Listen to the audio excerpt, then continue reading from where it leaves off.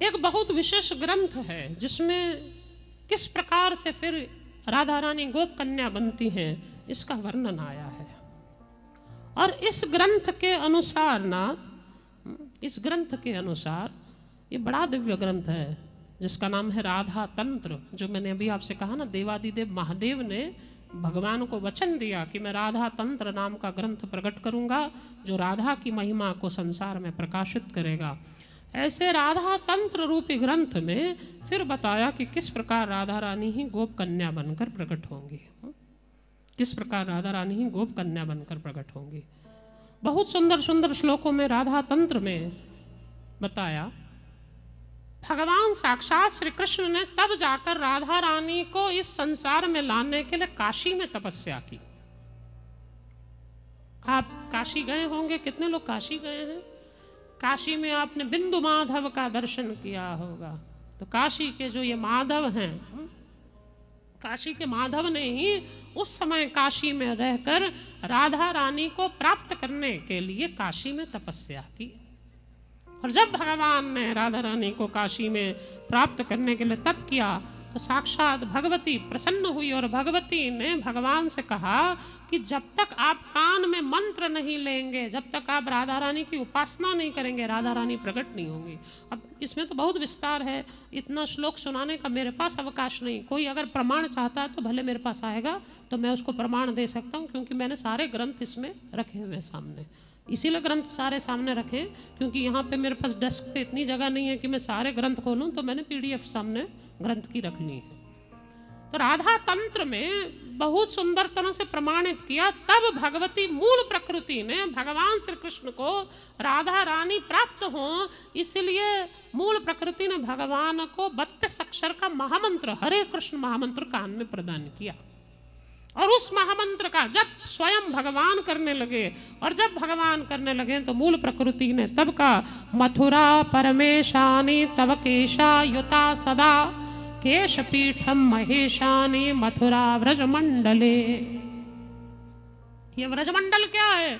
बोले ब्रजमंडल में केश पीठ है। केश पीठ यानी जहाँ भगवती सती के बाल गिरे, भगवती जगदम्बा के पीठों में, शक्ति पीठों में ये मूल पीठ माना जाता है। क्यों? क्योंकि यहाँ भगवती सती के बाल गिरे थे और वो बालों के गिरने से मथुरा रूपी केश पीठ में एक भगवती देवी स्थापित हुई जिसका नाम है कात्यायनी। याद है ना आप सब? किसने किसने वृंदावन में कात्यायनी देवी के दर्शन किए हैं? हाँ, ऑलमोस्ट सभी ने किए होंगे। जितने मेरे साथ अभी हैदराबाद से 84 कोस में बहुत लोग आए थे, उन सब ने, जितने भाग्यनगर से आए थे उन सब ने किए होंगे। कात्यायनी हम सभी गए थे। तो भगवती कात्यायनी जो हैं ये केश पीठ है, ये मूल पीठ है। इसीलिए समस्त गोपियों ने राधा के साथ श्री कृष्ण को प्राप्त करने के लिए, मैंने आपसे कहा 2 उपासनाएं मैं बताऊंगा। पहली उपासना किसकी की? भगवती कात्यायनी की। भगवती कात्यायनी की उपासना राधा भी करती है कि मुझे कृष्ण मिल जाए, और कृष्ण भी कात्यायनी की उपासना कर रहे हैं कि मुझे राधा मिल जाए। इसलिए कात्यायनी की उपासना दोनों ने की। कात्यायनी महामाये महायोगिन अधीश्वरी, श्रीमद् भागवत महापुराण में आप सुनते हैं, नंद गोप सुतम देहि पति में कुरुते नमः, नंद गोप पुत्र ही मेरे पति बनकर प्रकट हो। ऐसी प्रार्थना साक्षात राधा ने कृष्ण के लिए की है। और कृष्ण भी क्या कर रहे हैं? मथुरा परमेशानी तव केशा युता सदा। केश युक्त ये पीठ केश पीठ है। इस केश पीठ में आप जाकर प्रतीक्षा करें। और केश पीठ में तव केशम महेशानी नाना गंध समायुतम, इस केश पीठ में ही मैं अवतार लेकर आने वाली हूँ। और नाथ साक्षात उस समय भगवती पद्मावती ने भगवान नारायण को कहा, व्रजम गच्छ महाबाहो शीघ्र प्रभो, आप ब्रज में चले जाइए है नाथ, ब्रज में जाकर जन्म लीजिएगा। ब्रज में जल्दी ही मैं अवतार लेकर आने वाली हूँ। त्वया सह महाबाहो कुलाचार करोम्यहम, मैं ही भगवती जगदम्बा मूल प्रकृति साक्षात आदि शक्ति परा भगवती मैं आपके साथ लीला करने के लिए उस व्रज धाम में जन्म लेकर आऊंगी। सुनो पद्मिनी में वाक्यम कदा ते दर्शनम भवेत्। तब भगवान श्री कृष्ण पूछते हैं, राधा रानी मुझे आपका वहां पर दर्शन कब होगा? कृपया वद देवेशी जपम किम करोम्यहम, वहां जाकर मैं किस मंत्र का जप करूं ब्रज में, किस मंत्र के द्वारा राधा रानी आपकी प्राप्ति मुझे होगी, ये श्री कृष्ण भगवान भगवती से पूछ रहे हैं। तब भगवती कहती हैं, तवा अग्रे देव देवस्य मम जन्म भविष्यति। हे कृष्ण, मैं तुमसे पहले ब्रज में जन्म लेकर आऊंगी। अब इसमें दो बातें हैं। बहुत सी राधा की कथाओं में, राधा के ग्रंथों में ऐसा भी दिखेगा कि राधा रानी कृष्ण से 15 दिन छोटी हैं, लेकिन राधा तंत्र में देवादिदेव महादेव कह रहे हैं तवाग्रे देव देवश, यानी मैं तुमसे पहले जन्म लेकर ब्रज में आऊंगी। तवाग्रे, राधा रानी श्री कृष्ण से बड़ी हैं। तवाग्रे, आगे मैं पूरा सिद्ध करता चलूंगा आपको क्रम में, कैसे कृष्ण की मामी भी लगती हैं दूर से राधा रानी, मामी लगती हैं, क्योंकि यशोदा के ममेरे भाई के साथ में राधा रानी का ब्याह बाद में होगा, ममेरे भाई के साथ में। तो ये सारा, लेकिन वो जो ब्याह होगा वो राधा रानी मूल नहीं होंगी, वो राधा रानी की छाया होगी, जिसका ब्याह राधा रानी के यशोदा के ममेरे भाई के साथ, अभिमन्यु के साथ में होगा, अयन घोष के साथ। ये सारा हम आपको आगे जब विवाह प्रसंग में चलेंगे तब समझाएंगे।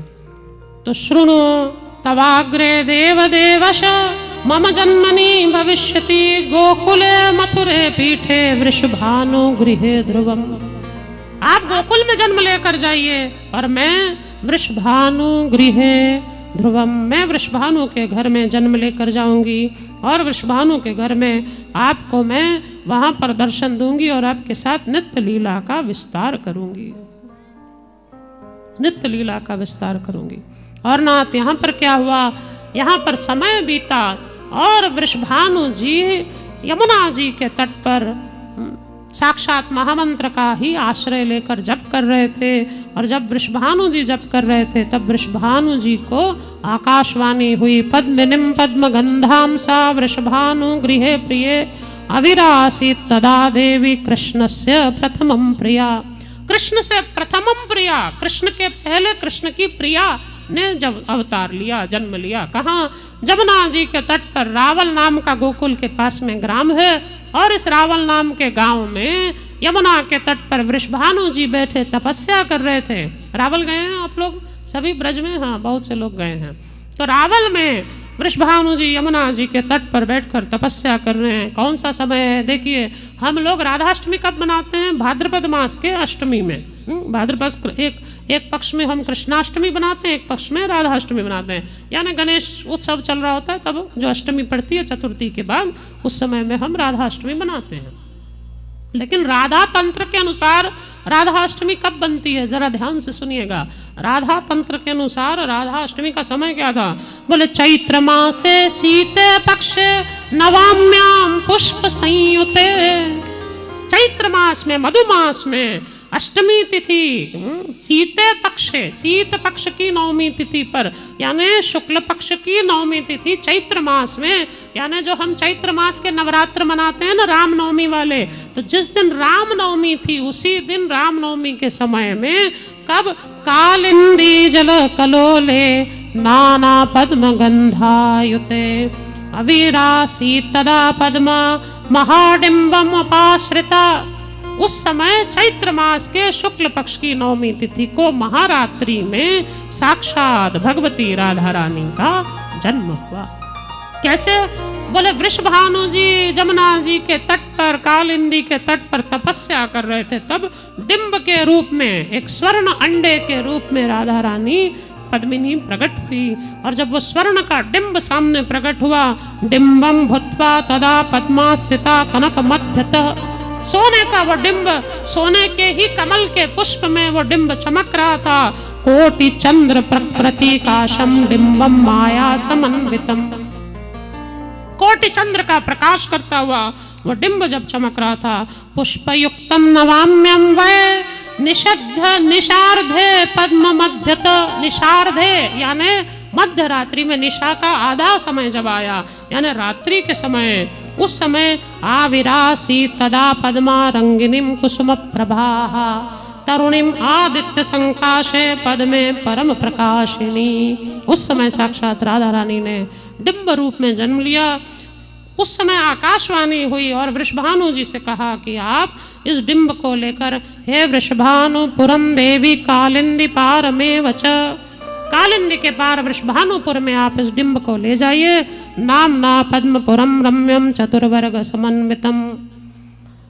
दिव्य पद्म के ऊपर प्रकट हुए डिंब को वृषभानु जी ने उठाया और तब महाविद्या महाकाली सततम प्रजपेत सुधी, महाविद्या का जप करते हुए इस डिंब को जब उठाया नाथ, तब आकाशवाणी ने कात्यायनी देवी ने कहा, कात्यायनी उवाच शृणु पुत्र महाबाहो वृषभानु महीश्वर। हे वृषभानु जी सुनिए, सिद्धोसी पुरुष श्रेष्ठ वरम वर्यस प्राप्तम। मैं आपको वरदान देती हूँ, आप सिद्ध होंगे। वृषभानु जी ने कहा, कैसे मुझे सिद्धि प्राप्त होगी हे सुरेश्वरी? बोले, तत्प्रसादेन महामाये असाध्यम नास्ति भूतले। आपकी कृपा से संसार में कुछ भी असाध्य नहीं है, आप चाहें तो सब दे सकती हैं, इसलिए आप मुझ पर कृपा करें। और तब नाथ वो डिंब को लेकर वृषभानु जी घर में आए हैं और वृषभानु जी ने उस विशाल डिंब को लाकर अपनी भार्या के हाथ में दिया, कीर्ति के हाथ में, जिनका नाम कलावती भी है। तो कलावती के हाथ में उस डिंब को दिया और जब भार्या तस्य विशालाक्षी विशाल कोटि मोहिनी, ऐसी भार्या के हाथ में जब डिंब दिया, डिंब को वो देख ही रही थी आश्चर्यचकित होकर, इतना रत्न प्रदीप्तमय डिंब था। तस्य हस्ते तदा भानु प्रपदो डिंब मोहनम। वृषभानु जी ने वो डिंब जाकर जैसे ही कीर्ति मैया को दिया, कीर्ति मैया कलावती उस डिंब को देखने लगी हैं और उस डिंब को देखते ही ना तो डिंब प्रस्फुटित हुआ और डिंब में से साक्षात भगवती राधा रानी किशोरी रूप में सामने प्रकट हो गई हैं। रक्त विद्योलताकारां सर्व सौभाग्यवर्धिनीं त्वां दृष्टा परमेशानी सहसा विस्मयं गता। कीर्तिदा बड़ी विस्मित होकर देखने लगी। तब कीर्तिदा ने कहा, हे मात पद्मिनी रूपम संघरम संघरम तदस्तु परमेशानी। आप कौन हैं हे प्रिय? और तब ततस्तु कीर्तिदा देवी, कीर्ति मैया को जब देखा तो राधा रानी ने कहा, हे मात कीर्तिदा भद्रे, हे कीर्ति मैया आप मेरी माँ हैं, मैं आपकी पुत्री हूँ। क्षीरम पाय सुंदरीम, अब हे सुंदरी मुझे आप अपना स्तनपान कराएं। और स्तनपान कराने की याचना कर कर वो जो राधा रानी विशाल रूप में आदि प्रकृति प्रकट हुई थी, अब वो राधा रानी छोटी सी बालिका बन गई और छोटी सी बालिका बनकर कीर्ति मैया की गोद में आ गई हैं और कहती, मुझे स्तनपान कराओ माँ, मुझे स्तनपान कराओ माँ। और कीर्ति मैया ने उस समय स्तनम देही तब कन्या भवाम्य हम, मैं आपकी कन्या हूँ, मुझे स्तन दीजिए कहकर पुकारने लगी। तच्छ्रुत्वा वचनम तस्य पद्मां पद्मिनी कमलेक्षणे। तब उस कलावती ने राधा रानी को स्तनपान कराया और स्तनपान कराकर चकार नाम तस्यास्तु भानु कीर्ति ध्यान्वित रक्त विद्युत प्रभा देवी दत्ते तस्मात् शुचिस्मिते तस्मात् राधिका नाम सर्वलोकेषु गीयते। नाथ, उस समय वृषभानु जी ने और कीर्ति मैया ने इस कन्या का नाम राधा रखा और इसका पालन पोषण करना प्रारंभ किया। ये कथा हमने आपको कहां से सुनाई? ये कथा हमने आपको सुनाई राधा तंत्र में से। राधा तंत्र में से, राधा तंत्र में बड़ा विस्तार से श्री राधा रानी जी का जन्म प्रसंग बताया गया। नाथ, राधा रानी का जन्म प्रसंग बताया गया। तब पार्वती ने पूछा, तब पार्वती ने जिज्ञासा की कि नाथ, आपने ये जो वृषभानु जी का चरित्र सुनाया, कलावती का चरित्र सुनाया कि किस प्रकार वृषभानु और कीर्ति मैया के घर में साक्षात राधा रानी ने जन्म लिया है, तो ये वृषभानु जी और कीर्ति मैया वास्तव में हैं कौन? ये वृषभानु जी और कीर्ति मैया कौन है? कृपया हमें ये वृषभानु जी और कीर्ति मैया का चरित्र श्रवण कराएं। तो बड़ा सुंदर चरित्र वृषभानु जी का और कीर्ति मैया का श्रवण कराया। ब्रह्म वैवर्त पुराण में बड़ा विस्तार से है। अभी श्लोक सुनाने का मेरे पास इतना समय कम बच रहा है, इसलिए मैं सार आपको तत्व सुनाता हूं।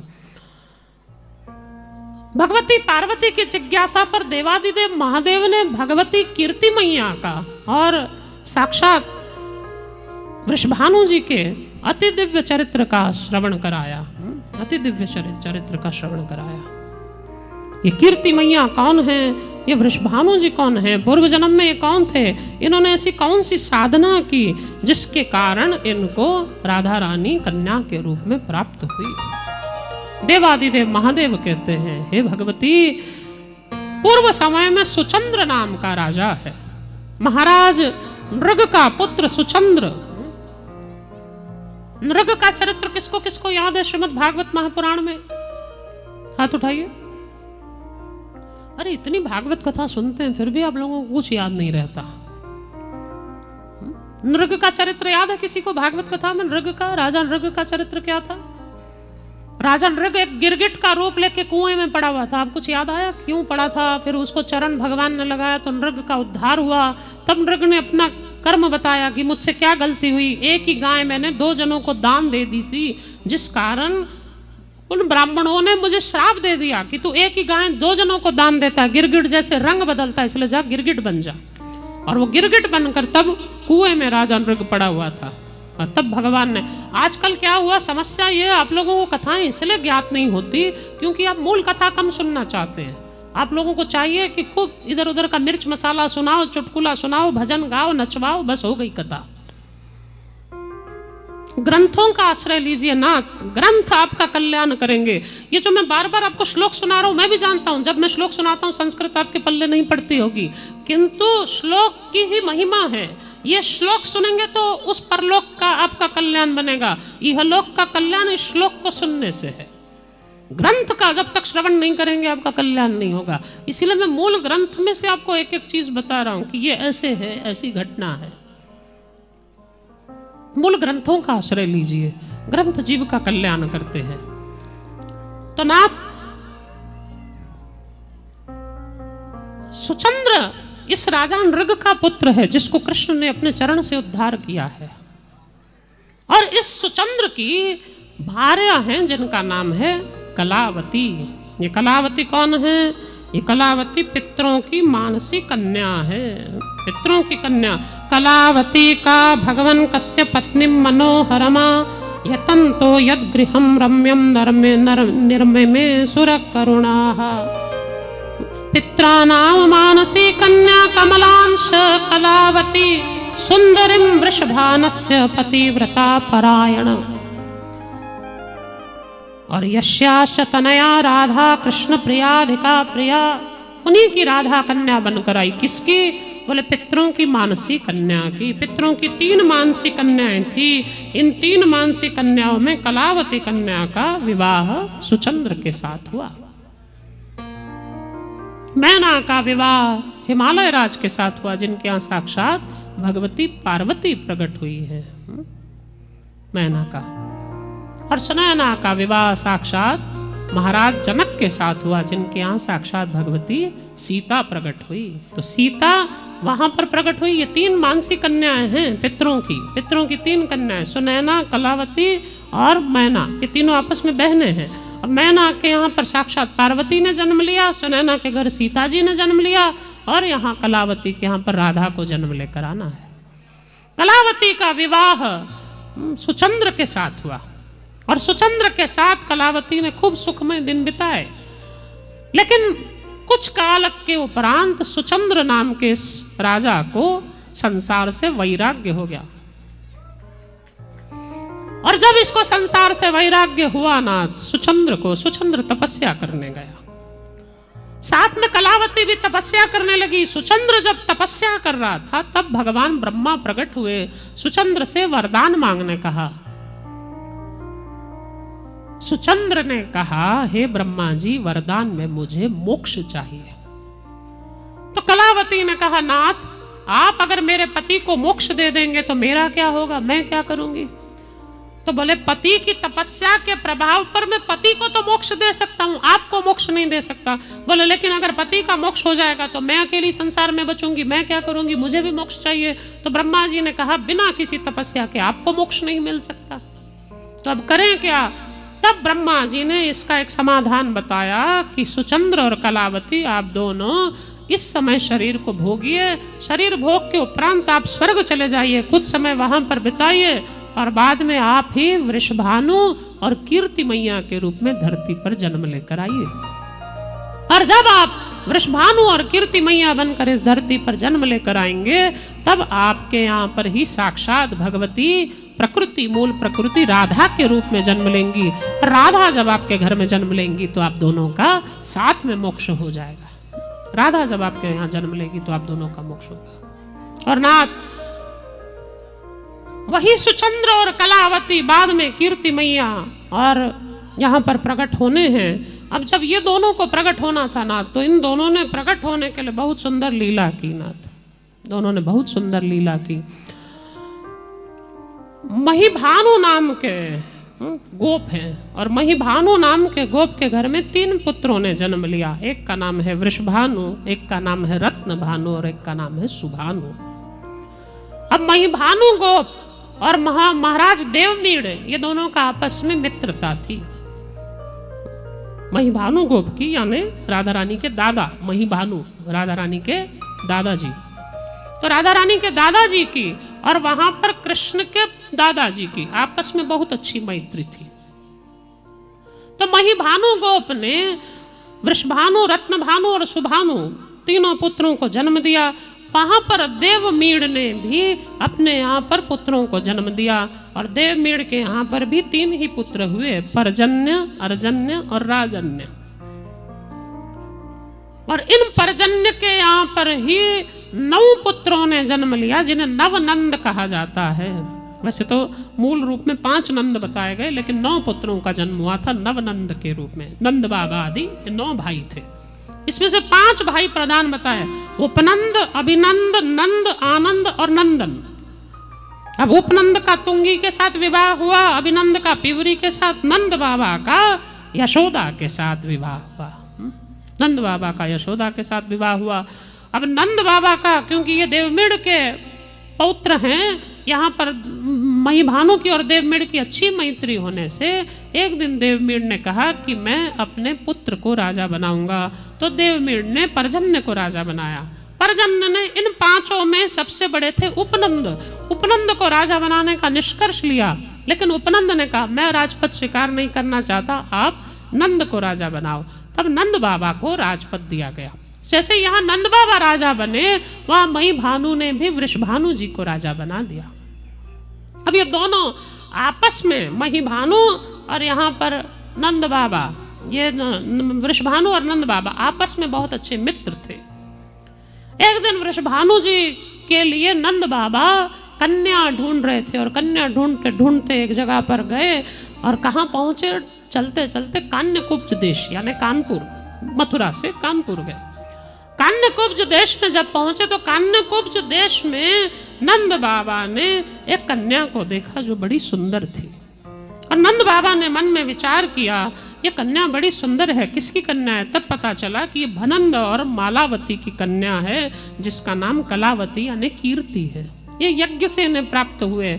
तो भनानंद और मालावती को जाकर नंद बाबा ने कहा, आपकी कन्या कलावती का विवाह, कीर्ति का विवाह आप मेरे मित्र वृषभानु के साथ कराइए। और वृषभानु जी के साथ में कलावती का विवाह हुआ। अब सब कुछ है, सब संपन्नता है।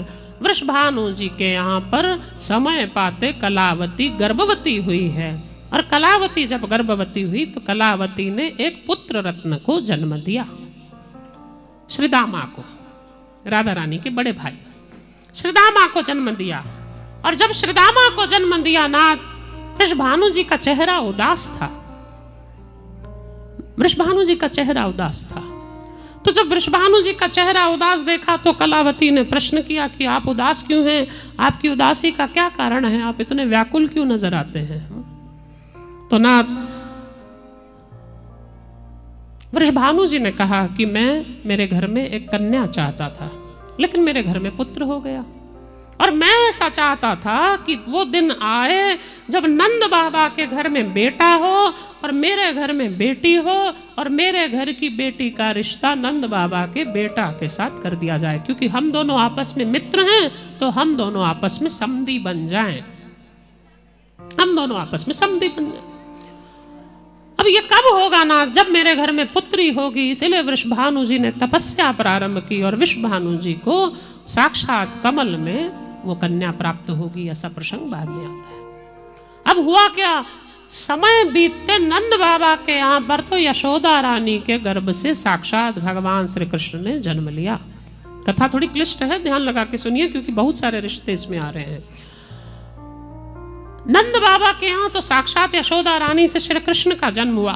जब यह सूचना वृषभानु जी को मिली कि नंद बाबा के घर छोरा हो गया, वृषभानु जी बड़े प्रसन्न हुए। इतने प्रसन्न हुए कि सीधा टीका, ब्याह का टीका लेकर नंद बाबा के घर पहुंचे। नंद मेहर घर धोटा जायो और बरसाने से टीका आयो। बरसाने से टीका आया, ये ब्रज की बड़ी प्रसिद्ध पंक्ति है। तो नंद मेहर के घर में जब धोटा हुआ यानी लड़का हुआ, बरसाने से वृषभानु जी सीधा टीका लेके ही पहुंचे।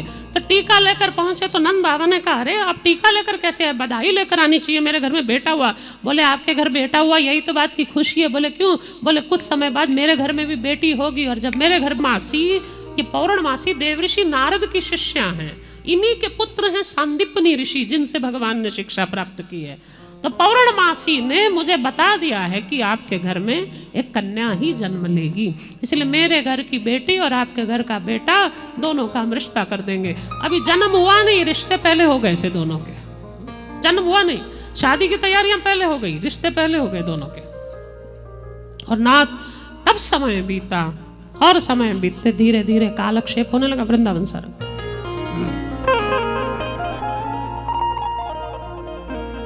और ना तब समय बीता, और समय बीतते धीरे धीरे वो समय आया। अब हम देखिए, दो पक्ष मैंने आपको बताया। राधा तंत्र के अनुसार राधा रानी का जन्म भगवान से पहले है, लेकिन अन्य ग्रंथों के अनुसार राधा रानी का जन्म बाद का है, भाद्रपद के शुक्ल पक्ष की अष्टमी का, कृष्ण पक्ष की अष्टमी का। तो कृष्ण पक्ष की अष्टमी का जो जन्म है श्री राधा रानी का, राधा अष्टमी के रूप में हम जो मनाते हैं, इस राधा अष्टमी के अनुसार, इस राधा तत्व के अनुसार ब्रह्मवैवर्त पुराण और पद्म पुराण में राधा अष्टमी की भी बहुत सुंदर कथा है। और राधा अष्टमी का व्रत कैसे, राधा अष्टमी की पूजा कैसे, ये सारा बड़ा विस्तार से दिया गया है पद्म पुराण ब्रह्मवैवर्त पुराण में। तो उस अनुसार राधा अष्टमी के दिन राधा रानी का जन्म होना है। समय बीता, वृषभानु जी को रावल में सुंदर कमल का पुष्प, मध्याह्न के समय असल में वृषभानु जी स्नान करने गए थे। आज कीर्ति मैया को सुबह से ही सुखद अनुभूतियां हो रही थी, और मध्याह्न के समय में जब स्नान करने गए हैं सुबह में, ऐसी समाधि लगी, ऐसी समाधि लगी कि वृषभानु जी की तो समाधि लग गई। और समाधि में उन्हें छोटी सी गोरी सी एक नन्ही सी बालिका, जिसने नीले रंग के वसन धारण किए हुए हैं, किलकारियां भरती हुई नजर आने लगी। उस बालिका को ध्यान करके वृषभानु जी तो वहीं बेहोश होकर मूर्छित पड़ गए। मध्याह्न का अष्टमी का समय हुआ है, 12 बजे साक्षात कमल के भीतर, सहस्त्र दल के भीतर राधा रानी प्रकट हो गई। आकाश से देवता पुष्प वृष्टि करने लगे। नाथ वहां लोगों ने जाकर देखा तो राधा कमल से तो अंतर ध्यान हो के कीर्ति मैया के गर्भ से प्रकट भी हो गई हैं। अब जाके लोगों ने वृषभानु को जगाया, अरे वृषभानु जी आप तो यहाँ सोए पड़े हैं, दोपहर हो गई, और देखिए आपकी भार्या कीर्ति ने एक सुंदर सी लाली को जन्म दे दिया। लाली का जन्म सुनते ही वृषभानु जी ऐसे प्रसन्न हुए, नाथ नाचने लगे हैं प्रेम मुदित मन से। और बुआ भुजाएं उठा उठा कर वृषभानु जी ने इतना नृत्य किया, इतना नृत्य किया।